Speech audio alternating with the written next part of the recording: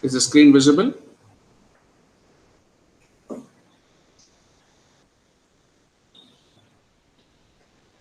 Yes, welcome to the certificate program in the teaching of English as a second language. So CTE 3 and 4, I have combined these two courses as there are a lot of similarities in these two courses. So let us first understand about the learner, right? And the role of a teacher. So you have chosen this course. Maybe you may be a teacher or you're aspiring to be a teacher. So first let us understand the role of a teacher and the nature of a student. So that is very important in this course, and that is primary in the teaching process. So understanding the learner and the role of a teacher, right? Can you see the slide, pupil and teacher?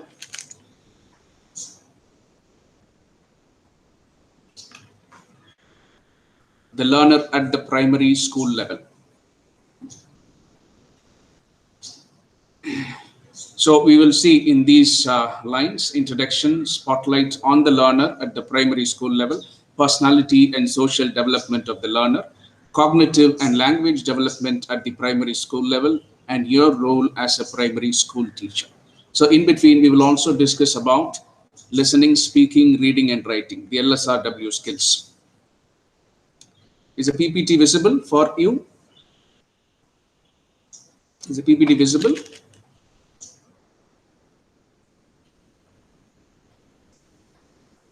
Yes.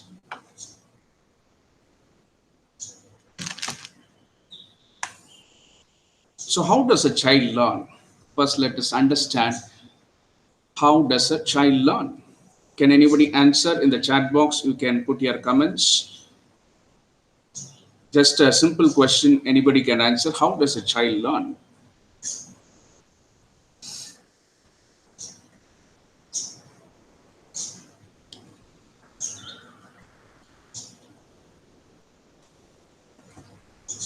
It listens and then it's there in the slide. How does a child learn? You can simply answer in your own words. How does a child learn? It observes, imitates, right? So seeing the parents, it does whatever the parent is doing, right? So you have to understand first, a child is an emotional being. Okay, it acts according to the surroundings, the experience of the surroundings. There are various theories for it. Sonia is not a machine, but a thinking human being. So you have to treat the students as thinking individuals, not machines, right? You have to understand that. Know your students as individuals and groups. So I have come across teachers who don't know who the students are, know something about their life, their personal life, their background, especially their family. Okay, you will come across various types of learners, and you should know how to deal with them, especially students from underprivileged sections. They may have a lot of trouble in learning. They may be slow learners. So you cannot treat everybody equally. So an individual approach is very important in the teaching process. So you have to keep in mind. So let us explore the learner, understand the learner at the primary school level. So the age group is between 6 to 11.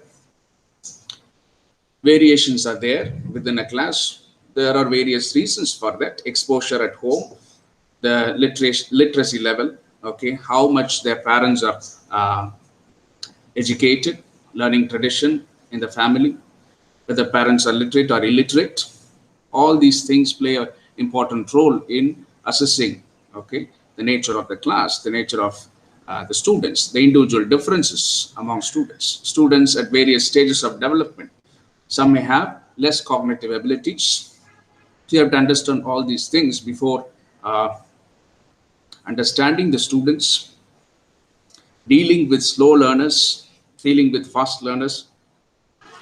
How do you deal with slow learners? What are the measures you take to address their issues? So whether is there any extra coaching you are giving, or Are you giving individual attention to students, getting to know them, getting to know their problems? So you can say them, slow learners are not always slow, they are slow bloomers. They bloom slowly, right? And likewise, fast learners are fast bloomers. They bloom at a fast rate, right? But the slow learners will also bloom at a certain point with your support as a teacher. So understand the role of a teacher, which is very important. You are a responsible nation builder. You have to understand that and act accordingly. So the personality and development of the learner. So as I told you in the beginning, human beings are emotional beings. We have to understand, read emotions of a child and treat accordingly. Emotions are the wellspring of all human activity. Emotions and cognitive processing, right? Babies deprived of a warm relationship with a caregiver show mental retardation within a few months. So the background of this child, as I told you, if it is an orphan child, right? If it is brought in an institution without care and love and affection, there may be mental retardation in a child like that. So it is in research, it is proved that such babies without mother's care, an orphan child has a lot of emotional issues. It may be in stress, depression, anxiety. So as a teacher, you should know how to deal with these students. And emotional development in primary school, this is the time their emotions are developed. So you have to respond to them, listen to them empathetically, right? You know the difference between sympathy and empathy. Empathetically, ability to feel and respond to the happiness, distress of others increases during this period. And parents who are nurturing, encouraging are more likely to have empathic youngsters. And children with harsh, punitive parents create disruptions in the development of empathy. And such children tend to respond with anger, aversion to the distress of others, and self-esteem and learn. So you have to understand emotional development in primary school. And the child imitates the parents. So how the parents react, how the parents, okay, respond to the surroundings, how they behave, it affects the children drastically.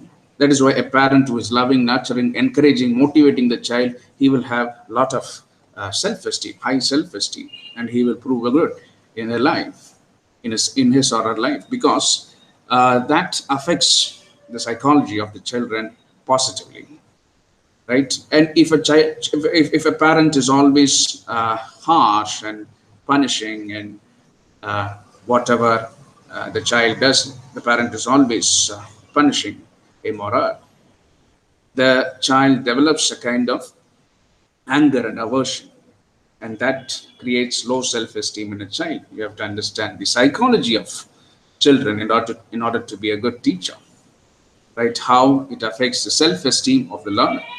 So in that way, you have to create such an atmosphere, right? Such a conducive, caring atmosphere for the students. Without fear, they have to learn in a classroom. Motivate them as much as possible.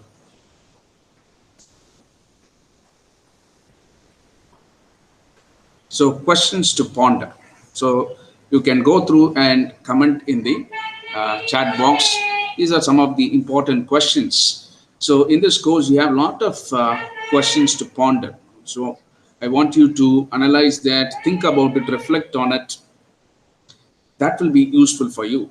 That is the important part of this course. So let's discuss these questions, and I want some answers in the chat box. What questions must we keep asking ourselves as teachers at elementary school level, and why? Right? Cite 3 reasons in support of the statement, emotions are fundamental to all human activities. So I want at least one of you to answer whatever the question may be.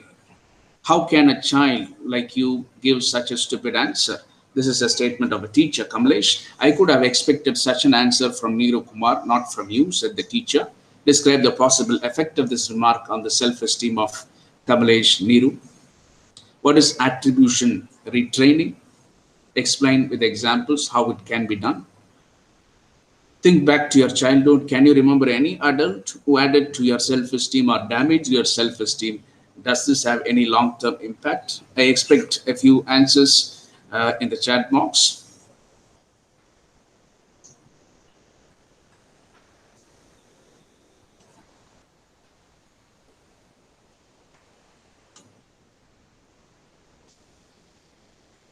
Can you see the questions?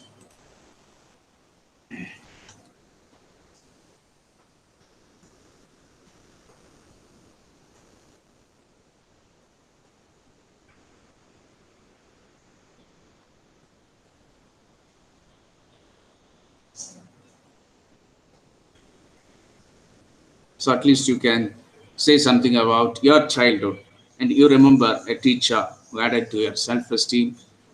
You need not name the teacher, just simply you can say something about how a teacher influenced you to have high self-esteem or low self-esteem, whether the teacher damaged your self-esteem or whether the teacher impacted your self-esteem in a positive way, positive or negative. Just tell your experience.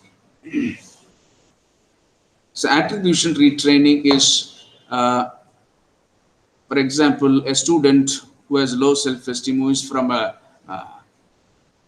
low socio-economic background may feel uh, that he cannot achieve success or he cannot do well in the exams or do well in studies. So such students need attribution training, retraining. That is, they should be motivated to think that they can do.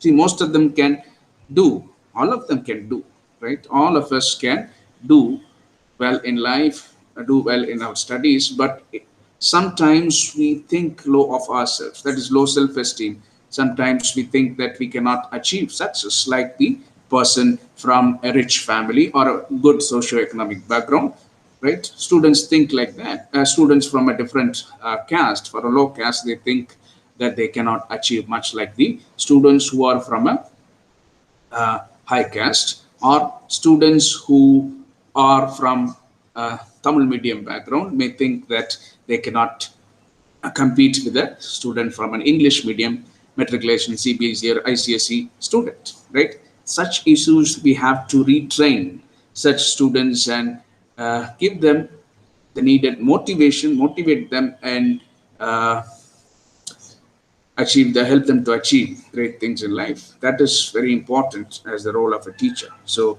that is why we say teachers are facilitators, counselors, and we have the system today, mentor-mentee system. Teachers are mentors for students.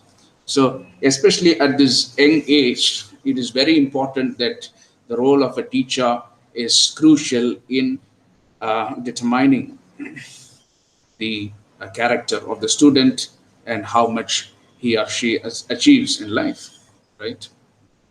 Can I get some answers in the chat box? Right, James. Good. During my childhood days, my language teacher encouraged me even for wrong answers. That's right. You should not just point out and discourage a student. You should always motivate the student, encourage, appreciate the student for whatever they have spoken. They have just simply spoken. That itself is a step forward, right?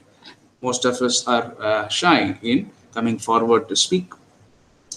That gives some sort of confidence to express what I really felt. That's good. Anybody for any other questions? Hope the PowerPoint is visible clearly. What questions must be asked ourselves as teachers at elementary school level? Cite reasons in support of the statement. Emotions are fundamental to all human activities. And especially, I want you to respond to this third one. How can a child like you give such a stupid answer, Kamalesh? I could have expected such an answer from Neera Kumar, not from you, said the teacher. So, describe the possible effect of this remark on the self esteem of Kamalesh and Neeru. What is the uh, effect? What kind of statement is this given by a teacher and how it affects the student, both the students? I want your response here.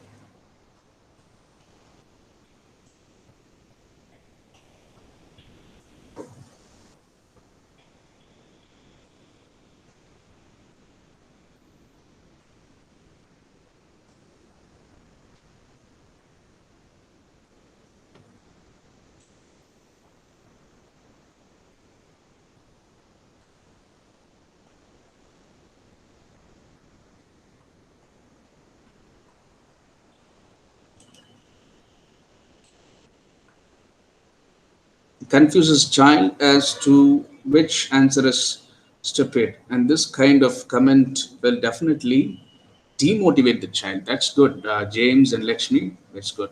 Yes. It will demotivate the child. It will affect the self-esteem of Kamalesh as well as Nero, both the children. Right. We'll move on to the next part. Hope the screen is visible. Yes. So likewise, you have lot of, in every block, in every unit, you have lot of questions like this to ponder, and self exercises you have to write down. So do that religiously. You will gain a lot out of this course. So these classes, counseling sessions are just to motivate you. It's a kind of, okay, just a add on for what you are doing, right? So most of the things are self learning. I always believe that self learning is the best learning, right? Whatever the teacher says, whatever the teacher teaches, ultimately you have to go back and learn for yourself. Only then you will really learn, right? So do you feel that you as a teacher can contribute to the moral development of your learners, right? And this is an interesting statement. Spare the rod and spoil the child. Consider this old saying from what has been found to be associated with harsh punishment. Do you feel teachers should use physical punishment in class? Justify your answer. You can respond to this. A teacher can contribute to the moral development of a child, right?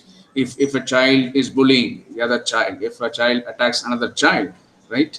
And you can say that she will cry, she will fall, okay? And you can try to train the child, and slowly, through situations, the child will learn morality, right? Moral development slowly the child acquires, right?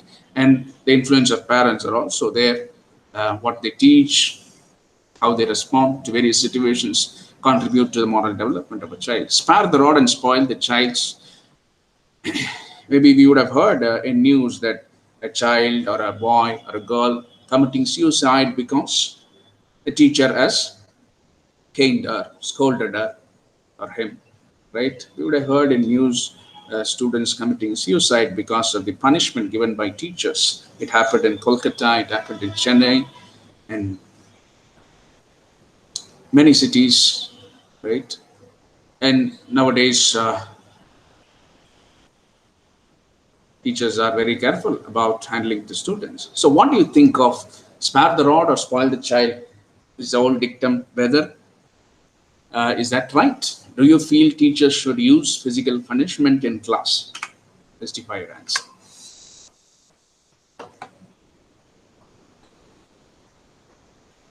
No, physical punishment towards the child, it affects the ego, right? Yeah, try to correct the child, but do not punish him physically. That's very bad.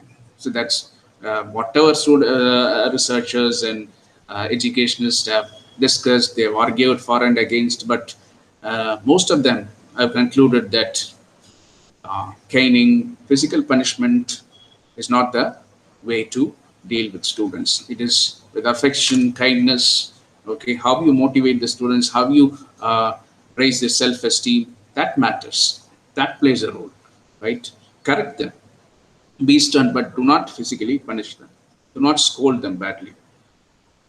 You have to keep in mind as a teacher, you should be very careful when dealing with the students because they are emotional beings. Students are emotional, right? Most of the time they react. So advise them constructively, make it a constructive, okay, punishment, even if it is so. It's not anyway a physical or a verbal abuse.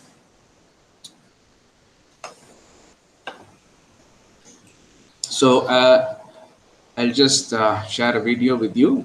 If you can hear and see the video, just respond in WhatsApp.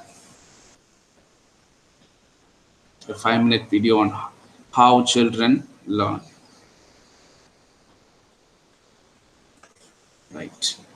If you can hear and see the meetings, calls, tasks, and appointments. When things get hectic, how do you stay on track? Yes.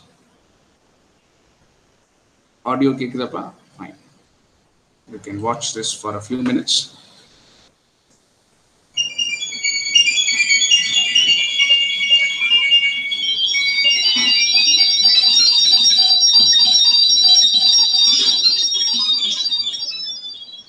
This title is misleading. The film should be entitled How People Learn, but we might not have gotten you to see it. Learning is as natural human activity as breathing and eating. Humans learn all the time. We learn good things and bad things. We learn true things and false things, but we are always learning. Learning can be defined as taking in new information and acquiring skills. All cultures for thousands of years have noticed that at about 6 years of age, children are ready for and desirous of a new kind of learning experience. By 6, most children have learned much about their immediate surroundings and are ready to be more active participants in their worlds. They are ready to deliberately learn the skills of their people. Good schools cannot erase all the deficits of the early years, but do offer new opportunities for intellectual and emotional growth for their students. Most of what we learn in school is deliberately learned. For young children, this is new, because most of the things we learn in our early years we learn effortlessly. Purposeful learning involves mental effort, and thus we have to want to do it. How can we help children learn better in school? The primary grades are critical for setting a tone for school learning. There are certain attributes that are very important for school success. Feeling safe is crucial. Our brains block complex learning when they are flooded with fear. Children need to feel physically and emotionally safe in their schools. Feeling valued is also an important component of a good school experience. Continuity. We do know that new learning has to connect to old knowledge. Children need many bridges to link new pieces of information to old ones. Good, cried. And if we put a T in front of that, what would we have? Instead of cried, it would be good for you. Creativity. Engaging the imagination in many different ways fosters stronger learning webs in the brain.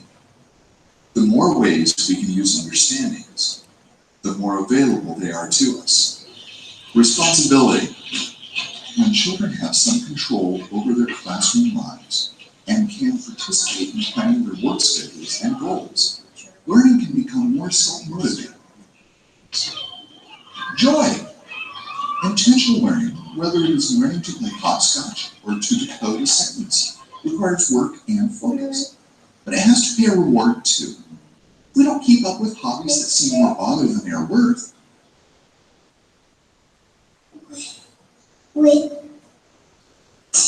White. School children need to be helped to recognize achievements and to experience the joy of real accomplishment. We really didn't mislead you. Children do learn the same way we all do. What a treasure we all have in our brains, the potential of billions of neurons able to grow and function in ever more complex ways. To see a world in a grain of sand, and a heaven in the wildflower, hold infinity in the palm of your hand, and eternity in now. And for all of us who teach in whatever capacity, the wonder of sharing this magic with children.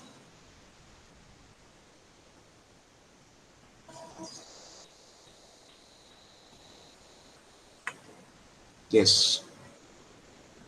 Hope you like this video. The cognitive development of a child and how child develops learning and how a child learns in a classroom and the role of the teacher. So how sensitive a teacher should be and promote learning for a child in a very comfortable environment. The joy of learning, that's very important. You have to promote the joy of learning. Corporal punishment is not encouraged. Right, that's good, James. Yes, we'll move on to the next topic.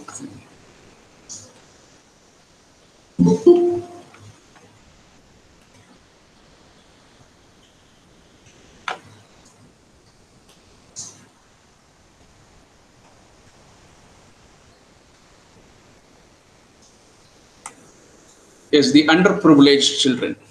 Who are those underprivileged children?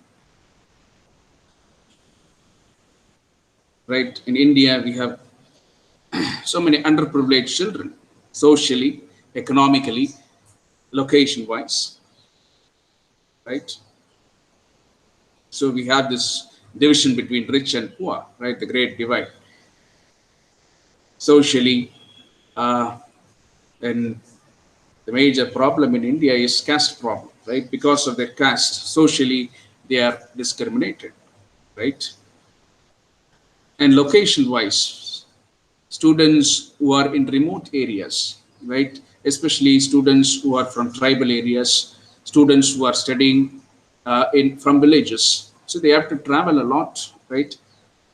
And location is a problem for them. Even today, in the system of online class, even they find it difficult to attend online classes because of the location, because of economic reasons. They don't have proper facilities to learn. Right, all these things play a major role in the underprivileged children. You should identify the nature of the underprivileged children, and you can identify with a lot of cues. Right, they are not motivated, they are slow in their learning process, they have very low self-esteem, right, which affects all these things, affects them social, economic, and location wise. Everything affects them drastically, and you can identify these in these children. And you can also these students come from a different background, right? Underprivileged children, their parents are illiterates, right? They cannot afford proper education. They cannot influence their child or teach them at home, right? For such children, teachers, okay, are the only source of help. They depend on the teachers. So that is why the role of a teacher, I'm saying repeatedly, is very important in the higher education or in the high school, higher secondary school system. The role of a teacher is very important, and that is what the teacher should understand, and how much the teacher can influence a student, right? So tips for teaching English to underprivileged learners, right? Some of tips that you can use to teach underprivileged children, understand their problems in learning English from their point of view, right? And these children will always have mother tongue interference, right? So it is not that you should not use mother tongue. You can allow them in between. You can allow them to use, respond, answer in Tamil or in any regional language for that matter, okay, using their mother tongue, and help them to learn English through their mother tongue, right? That's also possible. Be generous in giving them feedback, praise them, because they are coming from different backgrounds and they usually come from a underprivileged background. They have low self-esteem. So praise works wonders. Praise them for partly answering a question. Even if they are not answering properly or rightly, praise them for they have talked, they have spoken up. Right? Move close to them, touch and pat them to encourage them to learn. Let the child feel safe, secure, and confident in the classroom. Right? So that is where the role of a teacher in how they treat an underprivileged child matters. Allow them to answer in a word, right, or a group of words. They may slur, they may not properly, coherently make sentences, but students from good schools or matriculation schools or English medium schools, they may be good in speaking, good in listening, reading, writing, all those skills, but these students may lack such skills. So you have to encourage them, motivate them, and develop these skills. And that is why we have so many extra programs, extra coaching, remedial coaching, we say that. So that is why It is very important to know the students individually. In a classroom, you have to teach to every student. That is very important. Teach to every student. That should be our goal. It is not teaching to a group. For that, to teach every student, you should know individual differences, right? Even if you are not able to do much in the classroom, call them, speak to them in private, okay? Try to help them, right? You can do in many ways. So that is what in Western system we call as veranda teaching. Our students even strike a conversation with a teacher in the veranda, right? Outside the classroom, they have discussions with teachers, right? Especially when we deal with the higher education system, higher secondary schools, you can talk more about that. Even children, more than children, these people from class 6 to college level, higher secondary level and college, they used to do well in this system of teaching learning, right? And even you can encourage students to, the elementary school students to talk to you outside the classroom also. So it is not that learning happens only inside the classroom, inside the four walls. It also happens outside. And you can just bring them to a, okay, scenery or a beautiful park or somewhere outside and teach them about nature, right? Today, environmental studies are very important. It's part of every class, every course. And you can teach them practically. That is called as experiential learning.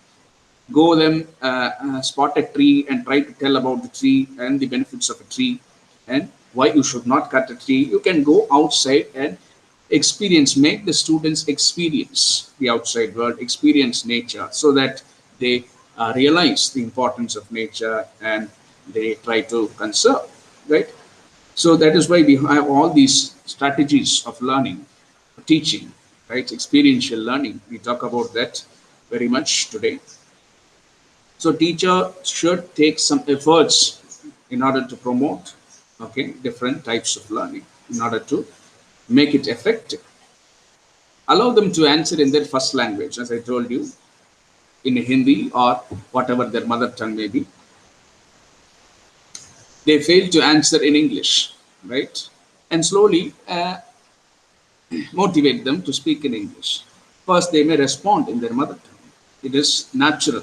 Maybe I have seen in most of the part 2 classes, I've handled students, especially who come from underprivileged background, they always tend to speak in their mother tongue. And I encourage them to speak, and slowly they will pick up. Slowly they will pick up the language. Do not concentrate your attention only on the privileged learners, rather than underprivileged learners need your attention more, and they need their help more. These privileged children, the fast learners, they will automatically learn, but these underprivileged children need your attention more. You have to guide them more. So that is very important, and that is where the role as a teacher, as a nation builder, is very important, right? Keep in mind all these things while dealing with underprivileged children. And underprivileged children tend to occupy back benches. It's natural that they always go back to the back last bench. Encourage them to sit in the front. Don't insist much, but try to encourage them to occupy the front sheet. Make them sit close to some of the best students of the class and encourage them to learn from these students. So we have this type of teaching called peer teaching, where the fast learners, the bright students, will teach the slow learners. You can make them sit close to each other, and they can, the bright learners, the fast learners can contribute. Okay, they can teach anything for that matter, arts or music or literature, whatever they are good in. If you identify a few students who are good in a particular skill, you can encourage peer teaching. You can also arrange a remedial coaching. It is not just you alone who will do the job. You can also make the fast learners to contribute to the growth of the other children in the class, the slow learners. Okay, they can motivate, they can help them to learn the subject. Provide them with more cues when your underprivileged learners fail to answer, right? If they are not able to answer, just try to help them The answer is in the fourth line. Likewise, try to help them and identify the answer. So these children sometimes they don't know where the answers are. They may uh, fear is another important factor, that they don't know how to react to your questions. They did not expect. So try to guide them. Protect your underprivileged children from bullies. So because of uh, their status or class or caste they belong to, sometimes the privileged children, some children may bully the other child, right? Or see that the privileged learners do not make fun of them, right? How can you correct these bullying children, these children who try to bully the other child? So there are various measures you can undertake. Um, like you can give them responsibilities. Like you would have seen that even in your school days, the most mischievous guy in the class will be the class representative. The teacher will appoint him as the class representative because he can take some responsibility, right, and do better. Why a teacher does that? So what is that bullying child? What he is trying to prove the world? What he is expecting, right? Can you respond? Why the bullying child is given responsibilities, right? Things to do so that he will act in a responsible way. What that child needs, the bullying child needs. He's so mischievous, aggressive. Why? That is where you have to understand the psychology of child. Can anybody respond in the chat box?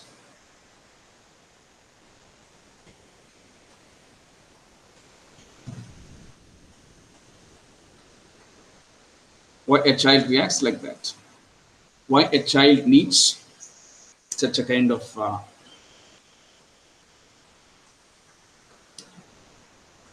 treatment? I just want you to understand the psychology of a child, right? Why the child is bullying the other child, the other children. They are trying to, what they need actually. They are aggressive, they are violent, they are beating up other children, they are abusing them, or they are doing all a lot sorts of mischievous activities in the class and disturbing the class. What is the need of the child? What he is trying to do? Can you just comment in the chat box? Tolerate their errors instead of public correction. So we'll come to the next point.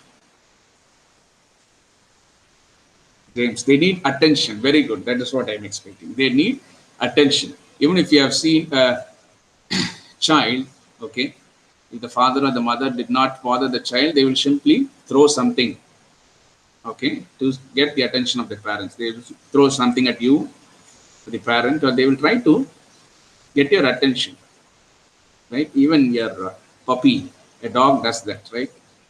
Children, they crave attention. They want recognition, right? So you give them a responsibility and try to change their behavior. That will easily correct. They will, if they get responsibility, they will slowly, they will change. They will act in a responsible way, right?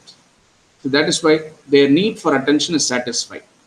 So that is where teachers handle students by giving them responsibilities. Likewise, you have to constructively correct the behavior of the child, not punishing them, right? Corporeal punishment should not be there, not verbally abusing them or beating them or caning them, right?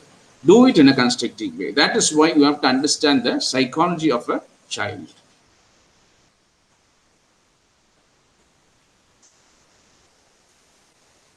So how to teach children with special needs? This is an important area. Children with special needs. Who are children with special needs?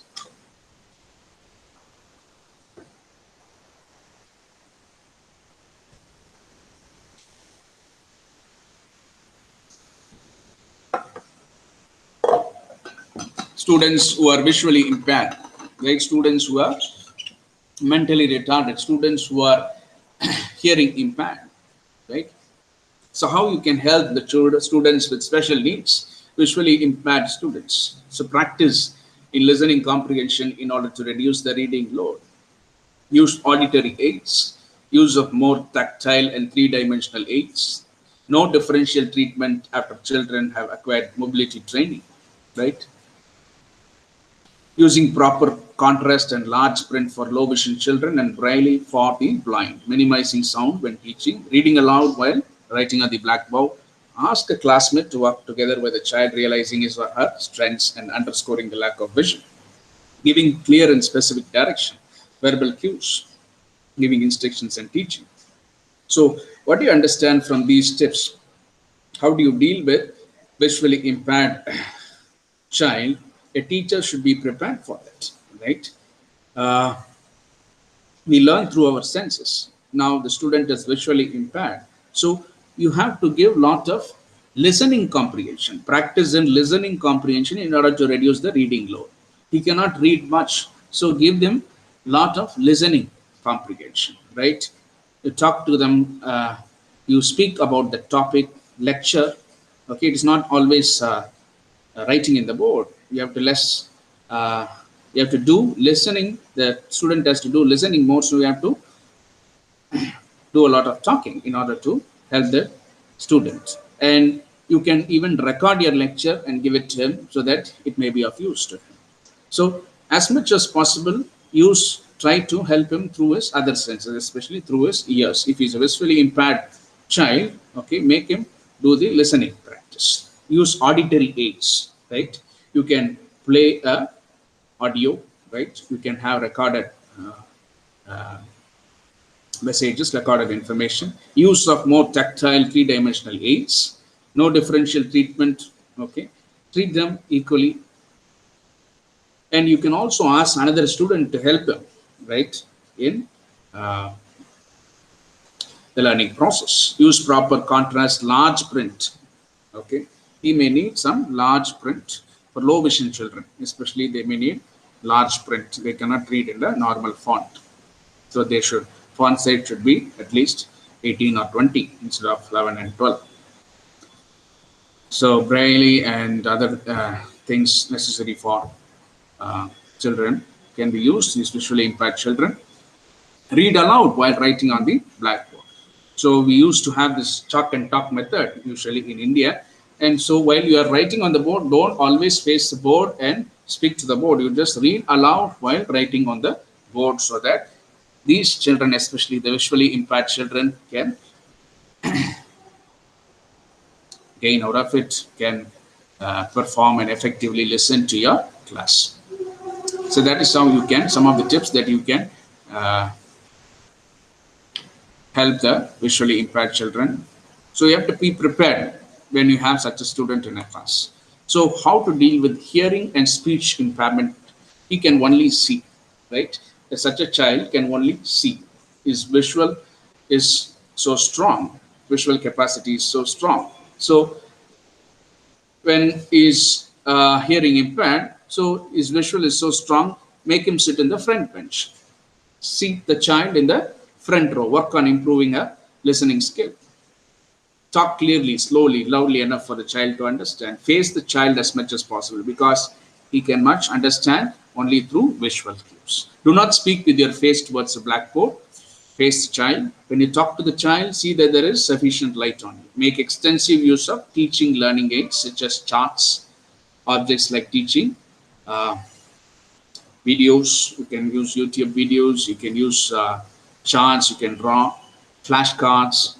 Okay, such aids in order to stimulate his visual, okay, so that he can understand better. His visual is only able to see you, see the blackboard, see the various video pictures that are shown to him. So you have to, as much as possible, you have to use lot of visual. You have to use a lot of visual in your teaching. So that is why it is good to use all these things. Maybe in a classroom, if you have a mix of students like that, you use all the audio and video, right? So that you entertain all the senses of the students. Each one of us are different in our learning. Some of us may be good in visualizing, okay, in hearing. Some of them may be good in listening, right? Each one has their own unique style of learning. So that is why a teacher should use a mix of styles. It is not that one approach will work. Mix of all these things will work. You should use a lot of visual, right, auditory, as well as, yeah, lecture. Apart from the lecture, you have to use all that. That is why there is a statement: a picture speaks 1,000 words, right? By seeing a picture, a student can understand. Rather than talking to the student, a picture can speak 1,000 times better than a lecture, right? That is why it is very important, the need of a picture, showing a picture or a video, right, in a class. Provide opportunities for drill and practice for teaching children with speech defects. Use action-oriented situations while teaching.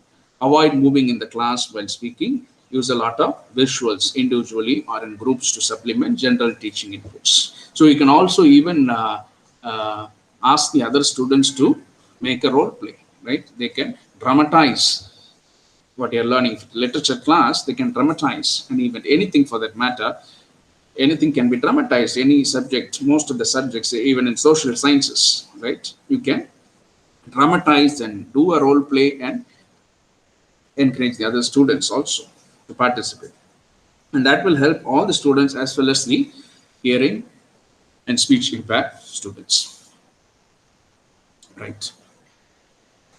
So we'll move on to teaching strategies. Teaching strategies: classroom, social group, learning group, right? So understanding a classroom, that is very important today, right? How a classroom should be. Right? We have this traditional classroom, right, of teacher in the front, he dominates, and there's a rows of benches put in. And see this picture, what kind of a classroom it is, right? It's a round structure, right? They have arranged the benches in a circle way. So, what is the benefit of this kind of classroom? Can you say? And this is followed in many uh, institutions and even especially in Western countries. What kind of feeling you get by seeing this classroom? What are the benefits of such a kind of setting? See, that is where even a setting of a classroom is very important. You can do that in a group activity, right? In peer teaching, pair activities. Can you just comment?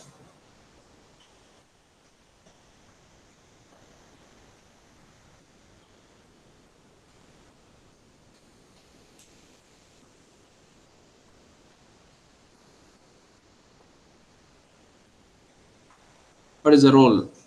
What are the benefits of such a structure? Can you just say?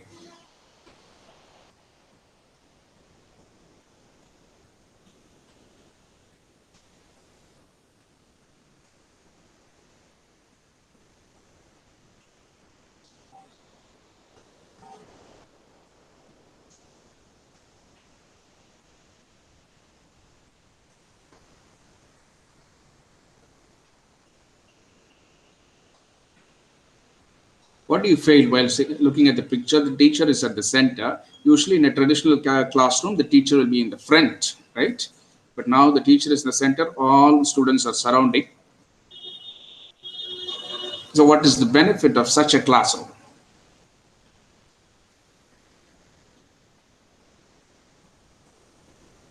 For the teacher as well as the student. Think in that manner.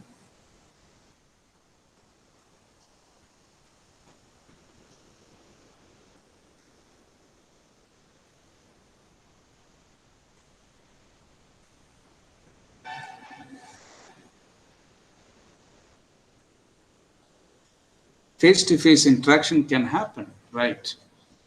The teacher can see every student in the classroom, right? The student cannot hide, and he or she can give individual attention to the students, right? Visible to one another. That's good. Essay, easy for collaborative learning. That's good. Collaborative learning, as I told you, for group learning, for conducting games, for peer teaching, for pair learning, right? All these things, grouping as a pair, as a group, it's easy for the teacher. And the student also,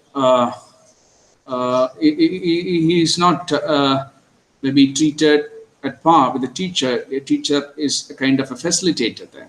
A teacher does not take a dominant position. He is facilitating the learning there, right? The students feel more participative in that such a kind of a classroom, right? All of them can see the teacher. The teacher can see all the students, right? A participative, positive learning experience comes out of such a setting. See, understand how a setting matters, right? And the role of a teacher today as a facilitator, not a dominant teacher or a teacher who instructs an authoritarian figure, but a teacher who helps students who come around and who is able to be participative, involved in the learning process. So the students feel secure, confident, and they are able to clarify their doubts easily, and they are able to connect with the teachers. That's also very important in such a kind of a setting, right? And especially for the teacher can see all the students, right? They can understand, they can initiate the tasks easily, right? That is the benefit of such a setting. Lesson plan. So this is a lesson plan you will prepare. Even in a college teaching or a school teaching, you have to plan before you go to a class what you're going to teach, what is the outcome of that course, right? That is very important. So I have a, is it visible? Teacher level plans, some samples. The teacher plans according to the days. Monday I'll teach composition, right? Preparation for unit 3, right? On Wednesday I'll reading of part 2, question 9 to 20. So this is a monthly plan, weekly plan of a teacher. A teacher has to write lesson plan of what are the courses he or she is taking. So preparation is very essential in a education setup. The teacher should be ready, prepared, be prepared well in order to face the challenges of a classroom, to make learning entertaining, make learning effective. That is very important. So you can see this is an elaborate, maybe I can show this. Can you see now clearly? Feedback on composition writing, right? Weekly list, reading of part 2, questions, discussions, reading of part 1, preparation of unit 3. It's how the teacher prepares. Is there a lesson plan? You can go. There are many samples like that. You can go and check in the content.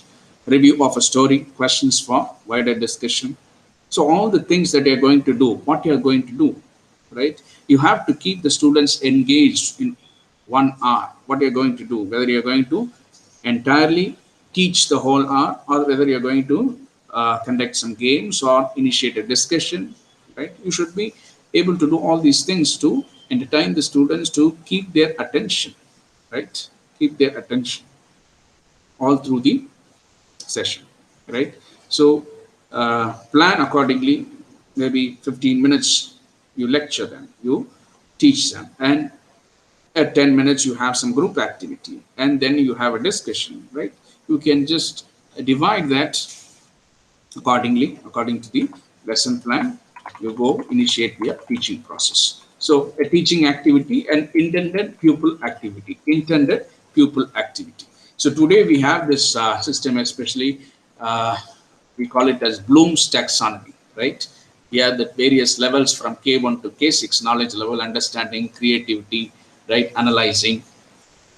So that's the norm of the day today in higher education system, especially.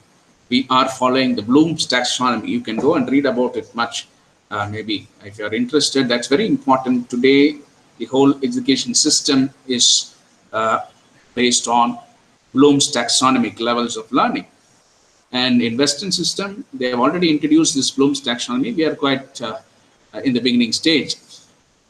We have started using that Bloom's taxonomy, where it talks about outcome-based education. What is the outcome of your teaching? What is the outcome of a program, MA program or a BA program, right?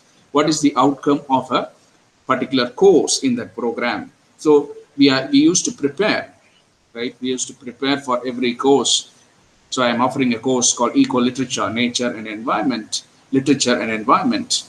And we used to write objectives, course outcomes. When a student learns this course, what is the outcome of that course? Whether the student has achieved that outcome, we will also calculate that, right? That is part of the new revised Bloom's taxonomic system. So likewise, in education, there is a lot of changes that's happening, how we can make the teaching learning process as effective as possible. So that is what educationists are aiming at. So we can just look at this lesson plan, feedback on compositions, career choices, mention good and poor examples of ideas, organization, how how the teacher has prepared in a detailed manner, right? So it is very important. Preparation is key for an effective teaching, right? The discussion and the activities the teacher is going to do, and what can be done for the students, how to initiate that. Think about the topic, medical profession, formulate opinions, questions. So think about that. If you're teaching a topic, initiate the students, make them think on that and give their own views, right? By agreeing, seeking clarifications, extending their arguments, discussions. Become aware of possible improvements, alternatives. Sharing ideas with the class, informal reports, you can give project work, assignments, seminar. So all these things are part of the teaching learning process where you can effectively assist the students, evaluate their learning. So you can go and check out some of the samples with regard to teaching learning. So coming to this again, I want to talk about classroom management.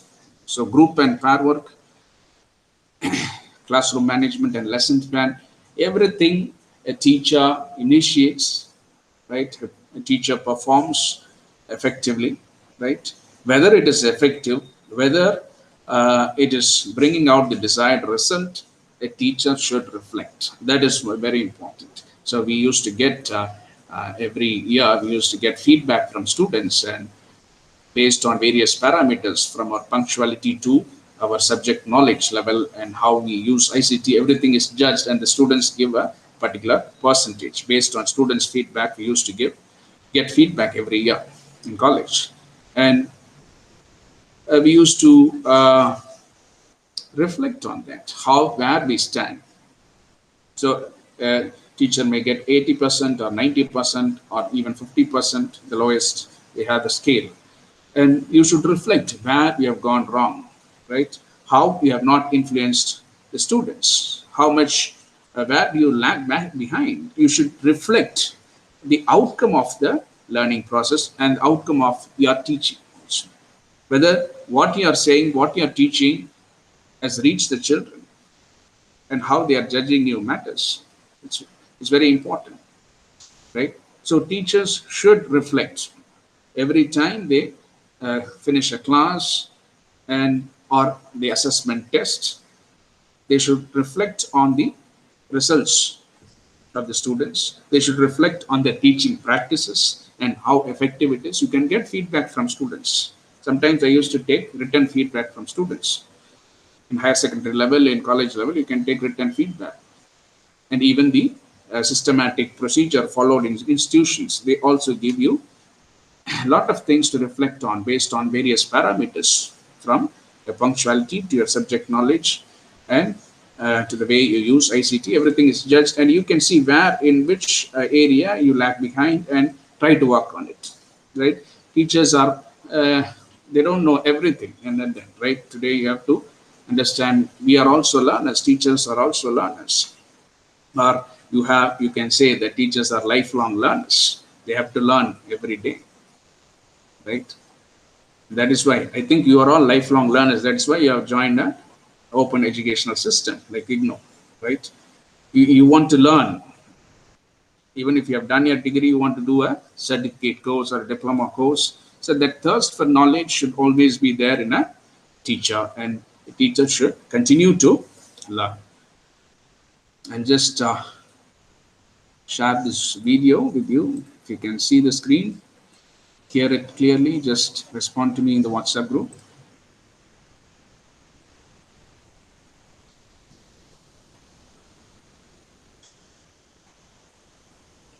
Maintaining classroom discipline. Right. It's an interesting video. How a teacher manages a classroom, right? Maybe he had a tough time, right? He has a tough time in managing the students, and ultimately he tries to get the control of the class. Let's see. Can you hear? Can you see and hear?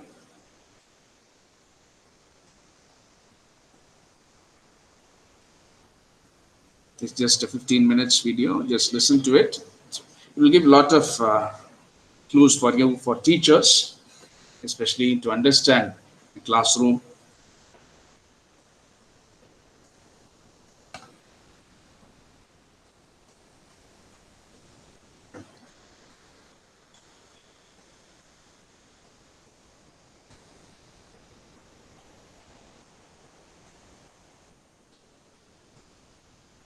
The vast majority of behavior problems in the classroom involve minor breaches of discipline. Is it visible? These Can you incidents hear? usually originate in the classroom situation itself and are within the control of the teacher. Disciplinary problems in the classroom are symptoms of underlying weaknesses in the total learning situation.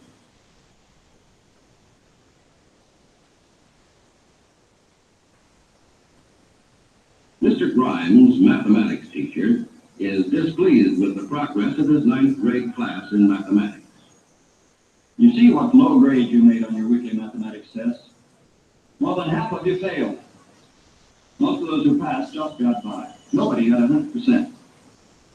This is the poorest class I've had in a long, long time. Most of you have no foundation at all. Now the trouble's with your attitude. You don't pay enough attention in class. You don't do enough work outside of it. You don't know what the word study means. You haven't the slightest idea.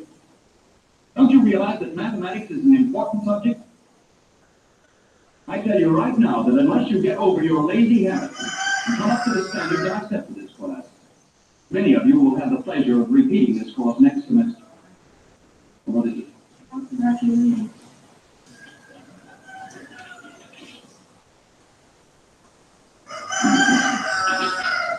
I believe for a few minutes. Now I want you to open your books and work out correct solutions to the problems you missed.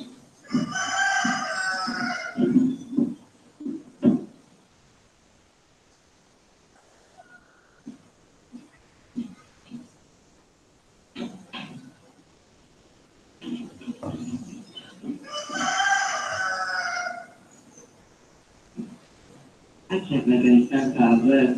I might as well quit. You never even pick up this third problem. Look at you. You've got me scared to death. I'll just never pass this course. What's the use of taking this stuff anyway? I'm afraid to take my paper home. He's just a salesman. The trouble is, you don't know what the word study means. You haven't the slightest idea.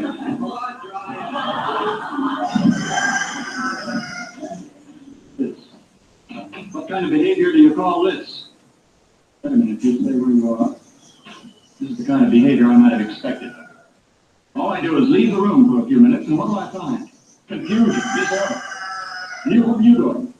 I was just Going to what? Building a eraser, I suppose. A good thing I caught you. I'll make an example of you. That's enough out of you. Leave this room and report to the principal's office immediately. Well, hurry up. Don't take all day.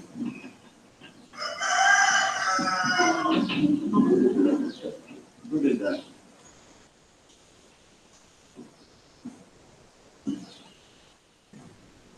All right, since you think it's so funny, the whole class can stay in for 45 minutes this afternoon. Then you'll see how funny it is. Remember, the whole class is to report back here at 4 o'clock. Where were we? I can't go on in the newspaper yesterday. I got football practice. You can go fly a kite. I have a piano lesson. It's home. Stop that whispering.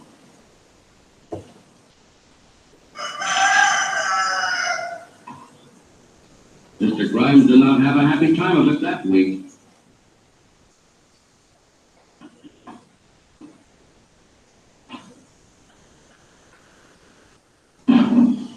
Who dropped that book?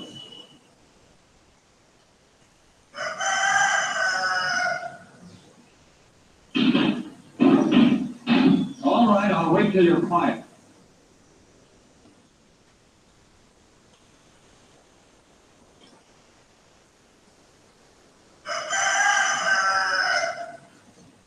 Many of you failed to hand in your homework yesterday. Now, you know that what is this? Stop that noise. 2 detentions. 3 detentions. Leave this room and don't come back until you're ready to apologize.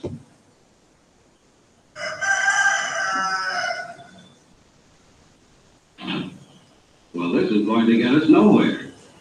Maybe we'd better go back to see if we can't find some of the causes of this undesirable learning situation. Just what was Mr. Grimes' purpose in making such statements as these? This is the poorest class I've had in a long, long time. This is hardly the way to win friends or influence people. You don't know what the word study means. You haven't the slightest idea. Might not be a bad idea to show them how. I tell you right now that unless you get over your lazy habits and come up to the standards I have set for this class, many of you will have the pleasure of repeating this course next semester. What kind of motivation is this? What does it lead? The trouble is, you don't know what the word study means.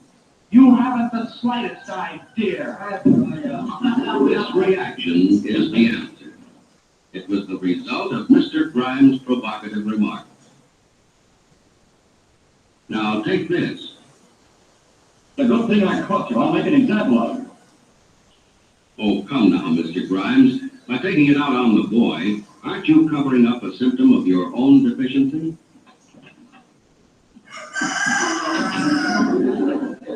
Who did that? Yes, who did? Some boy, probably. But the chances are it summarizes the feelings of the group.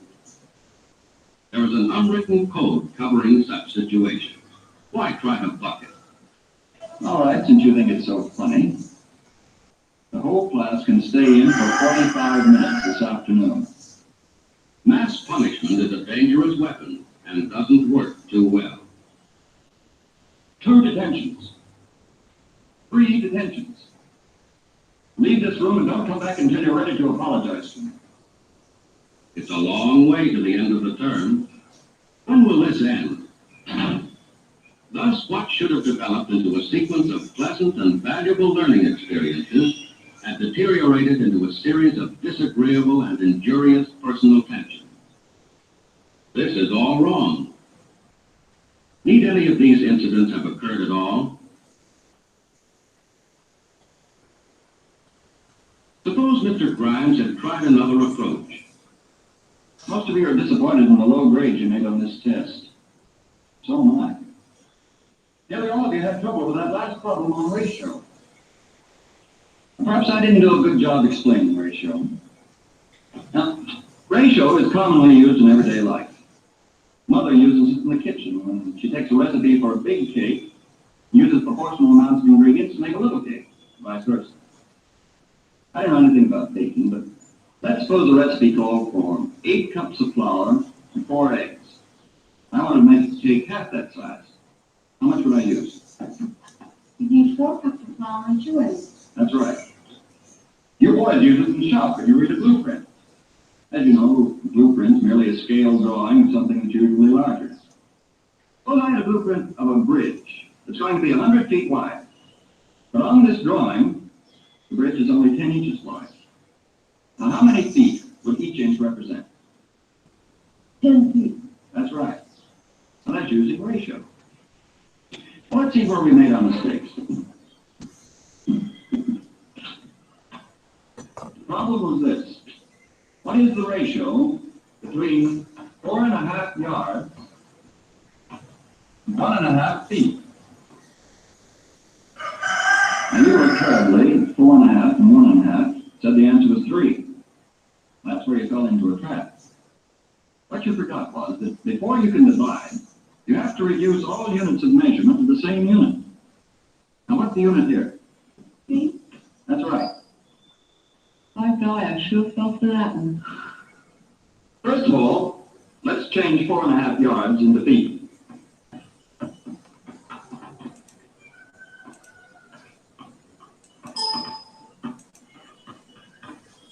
That gives us 13.5 feet. And now we can divide 13.5 feet by 1.5 feet.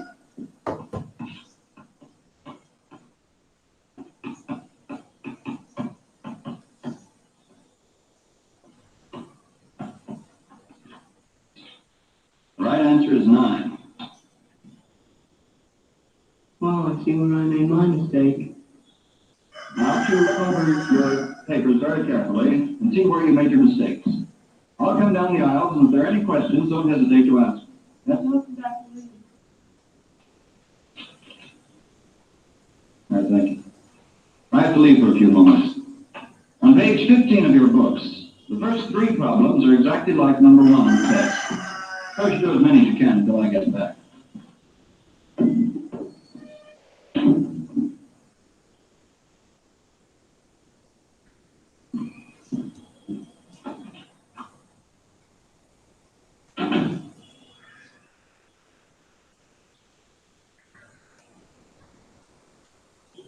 I get the idea now. I sure messed up my test paper. I'm glad he's going over these questions. I'd never make head or tail out of them otherwise. You know, I'm beginning to get some sense out of this. I hope I do better next time. I'd hate to bring another paper like this home. The way he explains it, it doesn't seem too hard. Oh, come on, cut it out. I want to do these problems. Oh, let's have some fun while Mr. Grimes is out. Who wants to do these old problems anyway?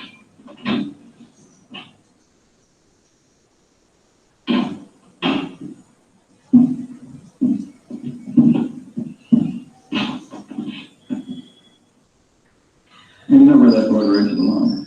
That's what it is. Grimes sure caught him in the act. Old Grimes is a pretty good egg.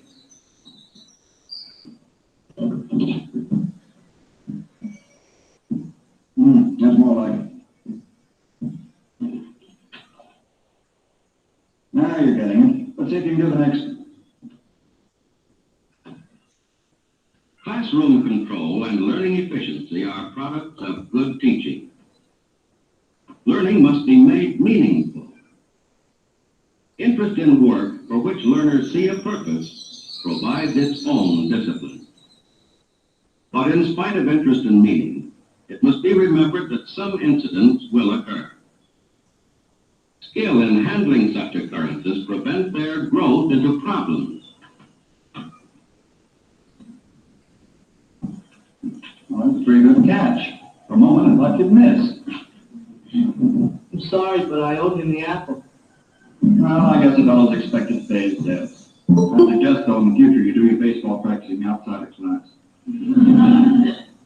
A friendly attitude with a sprinkling of humor goes a long way toward winning the regard and cooperation of the class. For respect is a more desirable molder of behavior than fear. The development of mutual understanding between teacher and pupils will help eliminate disciplinary problems.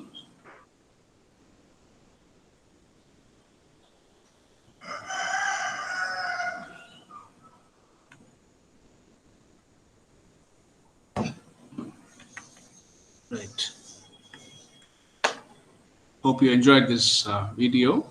Did you listen carefully? Did you watch the video carefully? How the teacher handled the students at the beginning, right? He was reacting to everything. He was scolding them, trying to react.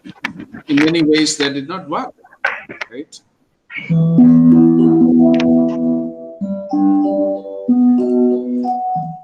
But ultimately,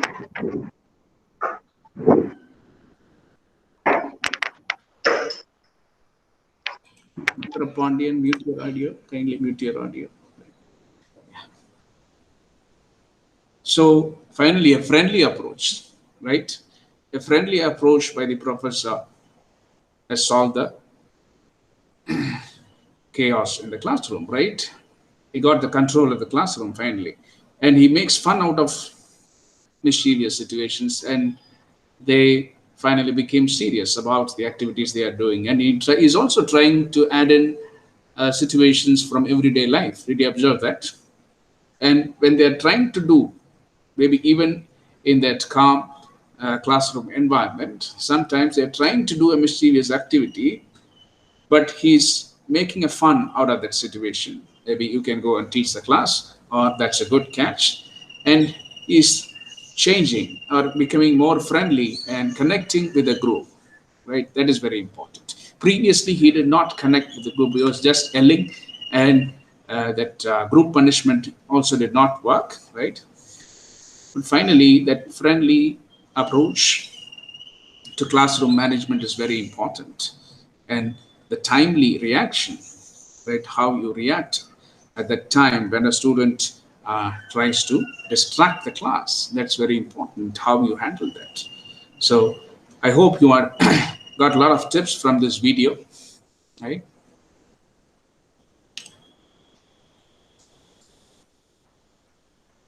Right.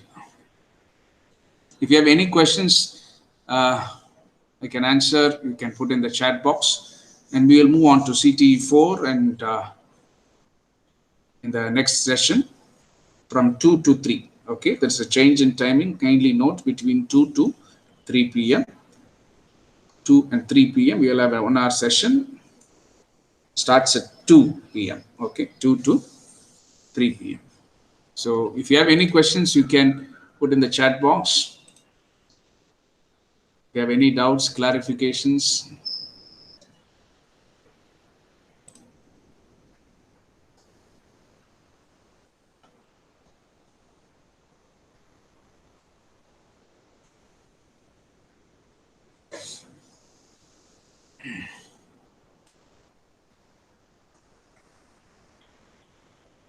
So we will learn more about teaching, learning, listening, and speaking in the next part between 2 and 3.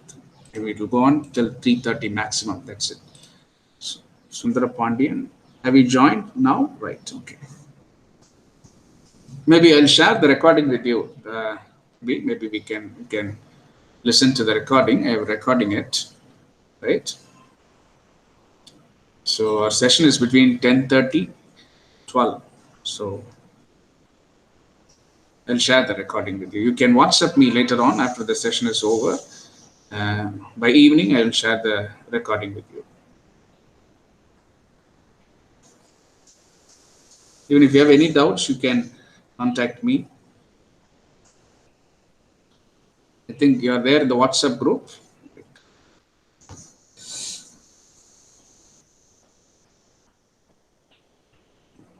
Right, shall we end the meeting then? If you have any doubts. So we'll meet at 2 p.m. today, okay, for the next session. So take rest. Have a nice day. If there is no questions, I think I can close, right? Yes.